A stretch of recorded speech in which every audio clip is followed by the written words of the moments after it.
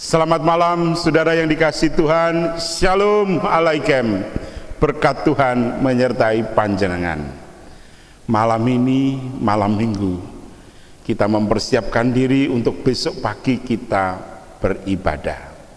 Tetapi saya mengingatkan, ibadahlah secara daring. Biarlah yang di rumah Tuhan ini hanya mereka-mereka yang melayani Tuhan dalam ibadah itu.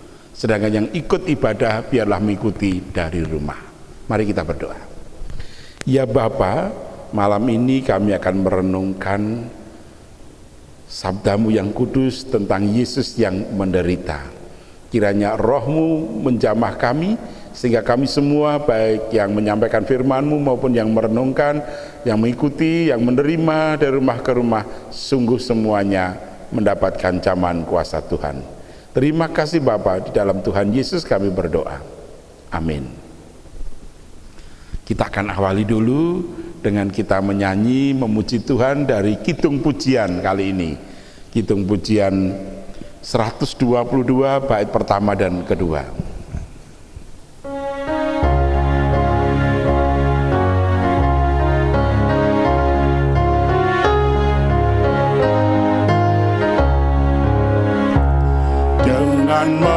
Memandang kepada salib Tuhan, lenyaplah segala dosa. Di sana tersalib anak domba Allah, menanggung segala najismu. Mari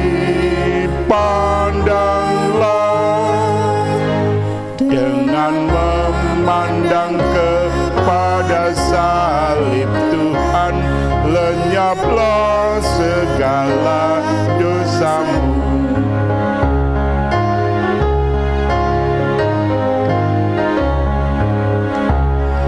Mengapakah Yesus rela menderita?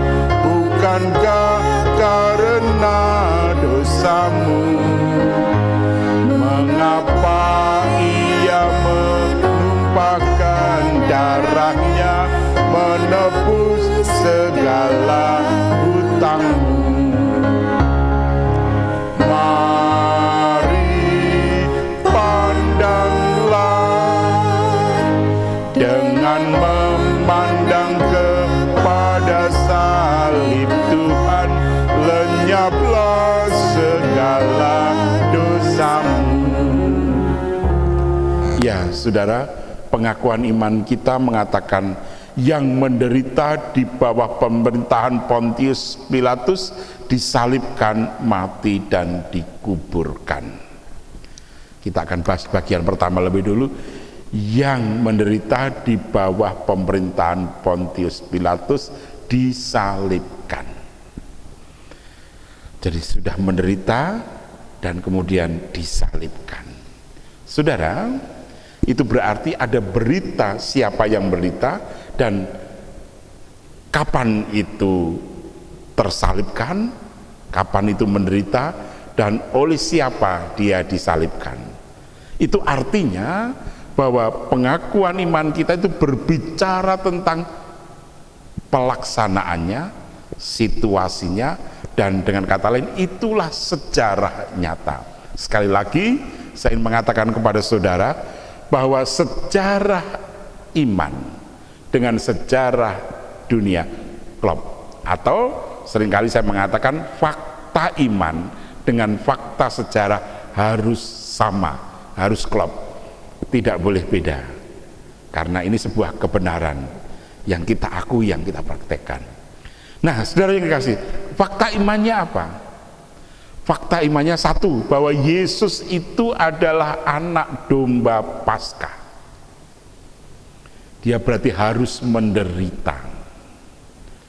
Dan penderitaan itu sudah dinubuatkan dari tadi di dalam Kejadian pasal 3 ayat 15. Di sana jelas dikatakan kepada kita bahwa Kejadian 3 yang sering disebut dengan proto Injil Injil yang pertama atau janji induk itu mewartakan kepada kita bahwa keturunan perempuan akan meremukkan kepala ular dan keturunan ular akan meremukkan tumitnya.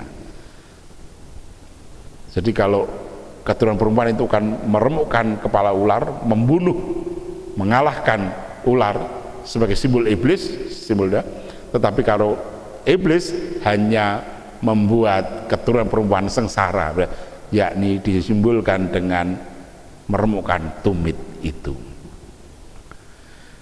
Nah, itu jelas dan itu dibuktikan oleh Yesus yang menderita, dia dicerca, dimaki, dicambuk, diludahi, dan pada akhirnya digantung di atas kayu salib. Luar biasa penderitaannya, saudara. Bahkan di situ sampai tidak ada manusia yang mampu memikulnya. Nah, sebagai domba Paskah, ketika peristiwa Paskah pertama di tanah Gosen, domba itu dipotong dan dicucurkan darahnya, dileletkan di pipi pintu. Ketika malaikat yang akan mencabut nyawa dari anak sulung yang ada di Mesir, anak sulung laki di Mesir, melihat bahwa ada cucuran darah yang terleletkan di pipi pintu, maka di situ dilalui dan selamat.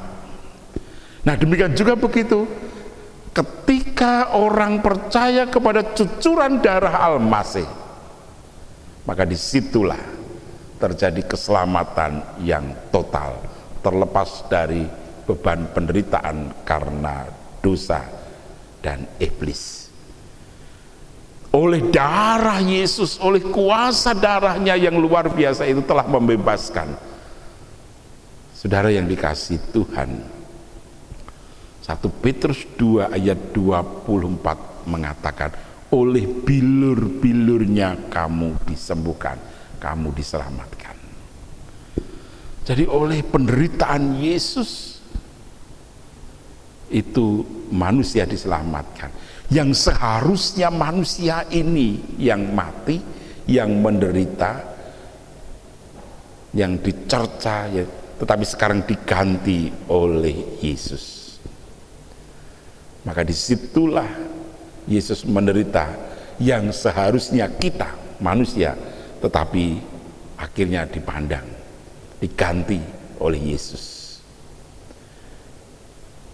Paulus memberikan 3 hal tentang penebusan. Yang pertama adalah pendamaian. 2 pihak yang berseteru itu didamaikan oleh Yesus. Manusia dengan Allah berseteru didamaikan oleh manusia Yesus, didamaikan oleh Allah di dalam Yesus Kristus. Yang kedua, Paulus memakai istilah pembenaran. Ini dari dunia pengadilan. Jadi ada 2 pihak yang berseteru, yang satu salah. Di bawah pengadilan Allah, manusia dibenarkan di dalam Yesus Kristus di hadapan pengadilan Allah. Dan istilah yang ketiga adalah penebusan. Ini dari dunia perbudakan. Manusia sudah diperbudak oleh dosa, oleh iblis, dan sekarang ditebus oleh Yesus. Dia tidak dijadikan budak, tetapi dijadikan sahabat dan saudara. Aku tidak lagi menyebut kamu hamba, tapi aku menyebut kamu sahabat dan saudara. Nah, saudara yang dikasihi Tuhan, menjadi jelas bagi kita, ya. Jadi kalau ayat pengakuan iman kita yang menderita di bawah, karena penderitaan sudah memang harus dinubuatkan oleh Allah sejak proto Injil, Kejadian 3:15, sejak janji induk sudahnya bahwa juru selamat itu harus menderita, Mesias harus menderita, tidak boleh tidak. Karena apa? Untuk mengganti manusia. Nah, sekarang di situ disebutkan di bawah pemerintahan Pontius Pilatus. Waktunya jelas. Apakah ketika pemerintahan Pontius Pilatus memang menyalibkan Yesus? Kita ambil lagi 3 sejarawan tadi. Seorang senator dari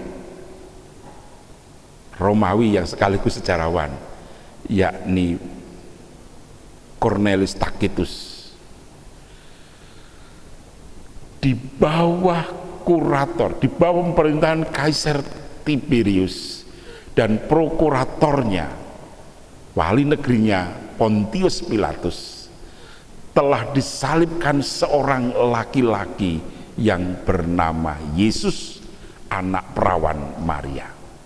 Jadi jelas di situ kesaksian seorang senator Romawi yang mengatakan bahwa telah disalibkan seorang laki-laki yang bernama Yesus, anak dari perawan Maria. Jadi saat ini tekanannya ada pada penyaliban, yakni seorang laki-laki disalibkan itu. Bagaimana dengan Flavius Amas juga mengakui, jelas mengakui seorang anak laki-laki dari perawan Maria yang bernama Yesus, yang oleh pengikutnya disebut Mesias, telah disalib, telah digantung di atas kayu oleh karena tekanan para pemuka agama kita kepada Pontius Pilatus. Jadi jelas waktunya Yesus disalib pada zamannya Pontius Pilatus oleh Cornelius Tacitus, demikian juga oleh Flavius Josephus juga sama. Apakah Lucianus juga mengatakan iya? Di waktu Pontius Pilatus menjadi wali negeri, oleh tekanan para pemuka agama Yahudi telah digantung seorang laki-laki yang bernama Yesus, yang lahir dari seorang perawan Maria.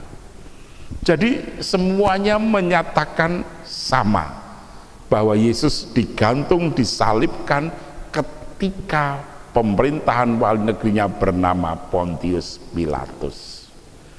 Jadi dengan demikian sangat jelas bagi kita bahwa Yesus yang menderita sengsara itu, ya, Yesus yang menderita sengsara itu di waktu pemerintahan Pontius Pilatus, ya kan, karena Yesus itu menjadi anak domba Paskah. Kalau Paskah dalam perjanjian dombanya adalah kambing, darahnya darah kambing, sekarang dalam perjanjian baru cukup sekali selama, yakni dombanya adalah Yesus Kristus, manusia Yesus, darahnya adalah darah Yesus yang sangat mahal. Nah, saudara yang dikasihi Tuhan, apa maknanya bagi kehidupan kita? Saudara, satu, harga saudara itu sangat mahal dan tak ternilai. Harga kita ini sangat mahal. Nah, kalau harga kita ini sangat mahal, maka jangan sampai saudara melepaskan Yesus, menggantikan dengan yang lain. Maka jangan sampai saudara menggantikan Yesus sebagai juru selamat, digantikan dengan yang lain. Saya sering menyebut di dalam kitab Ibrani, jangan mempunyai nafsu yang rendah seperti Esau yang menukarkan hak kesulungan dengan sepiring kacang merah. Jadi saudara, Yesus sangat mahal, telah menebus saudara. Harga kita ini mahal, darahnya Mesias. Karena itu jangan lepaskan Yesus, jangan gantikan Yesus dengan nafsu yang rendah, tetapi muliakan Allah dan peganglah terus bahwa Yesus adalah kekuatan kita, juru selamat kita, dan masa depan kita. Yang kedua, Yesus telah menjadikan kita hidup. Karena itu, hiduplah untuk Yesus, hiduplah untuk Tuhan, hiduplah bersama dengan Tuhan dan bukan dengan yang lain.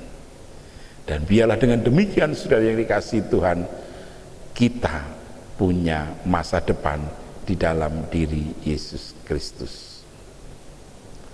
Dan yang terakhir, kita bersukacita karena kita tidak perlu lagi menderita untuk mendapatkan keselamatan, tapi kita mendapatkan anugerah yang luar biasa. Karena itu syukuri dan teruslah percaya dan berjalan bersama Yesus, karena di dalam Yesus anugerah itu menjadi ya dan amin dan luar biasa dianugerahkan kepada saudara, sehingga saudara hidup dari sekarang sampai kekal. Amin. Mari kita berdoa. Terima kasih Bapa, Engkau telah menganugerahkan hidup kepada kami, sehingga kami ini mendapatkan anugerah dari sekarang sampai kekal, sampai selama-lamanya. Karena itu mampukan kami Bapa untuk bertahan, tetap percaya kepadamu, dan kami tidak menggantikan Yesus dengan sepiring kacang merah, tetapi kami tetap terus mengikut Engkau sampai selama-lamanya. Terima kasih Bapa. Amin. Kita akan akhiri dengan Kidung Pujian 122 bait 3 dan 4.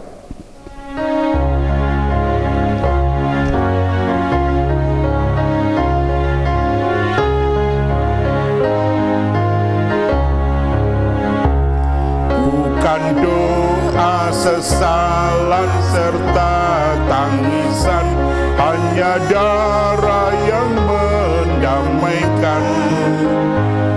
Percayalah padanya serta serahkan segala celah dan kejahatan.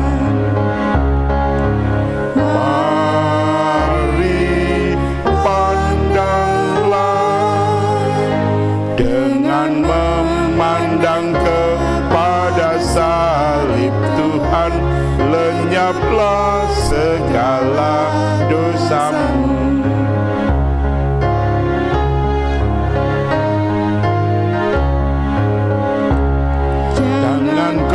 Sangsi akan keselamatan, bukankah telah dinyatakan? Tuhan telah menyudahkan segalanya yang telah dimulai olehnya. Mari pandanglah memandang kepada salib Tuhan, lenyaplah segala dosamu. Kasih karunia dan damai sejahtera Tuhan Yesus Kristus dan kasih Allah Bapa serta pusat Roh Kudus menyertai saudara dari sekarang sampai selamanya. Amin. Terima kasih. Berjumpa besok dalam ibadah daring jam 6:30. Jangan lupa like acara kita ini, dan Tuhan tidak lupa mengenakan masker.